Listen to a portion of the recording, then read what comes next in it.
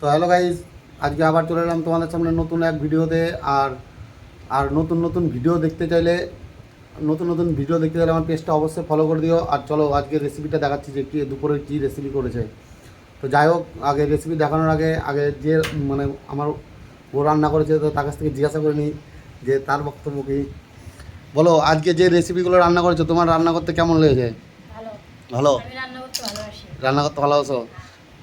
তো গাইজ কী বলবো, প্রত্যেক দিনই 4-5 রকম আইটেম রান্না করবেই আর নিত্য নতুন রান্না করার চেষ্টা করে। তো যাই হোক, যতটা পারে করে। আর আমার ছেলে আই করে দাও। গাইস আজকে আনবক্সিং করব পার্সেল আনবক্সিং আছে। তো এই ভিডিওটা দেখাতে পারবো না, কারণ অনেক বড় ভিডিও হয়ে যাবে। তো যাই হোক, চলো আমি মানে রেসিপিগুলো দেখাচ্ছি এখন। সর্বপ্রথম দেখাচ্ছি চিকেন। আজকের মেনু হলো চিকেন। আর চিকেনের সঙ্গে এর সঙ্গে আছে চাটনি আর স্পেশালিশ আছে তোমার। খুলে দেখাও তো, দেখো গাইস, এর খুলে দেখাচ্ছে। এর সঙ্গে আছে ফ্রাইড রাইস। তো যাই হোক গাইস, আমরা এখন মানে এটা আমাদের বাড়িতে বানানো, কোনো অর্ডার করিনি। কেননা অনেকে ভাবে যে আমরা বাইরে থেকে অর্ডার করেছি, কিন্তু বাইরে থেকে না, আমরা সব বাড়িতে নিজ হাতে রান্না করি। যেহেতু রান্না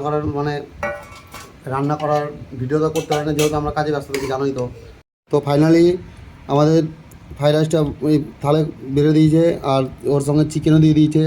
আমরা এখন খেয়ে টেস্ট করে দেখবো যে কেমন হয়েছে। আর যাই হোক, খাওয়া শুরু করে দিয়েছে আমার ছেলে।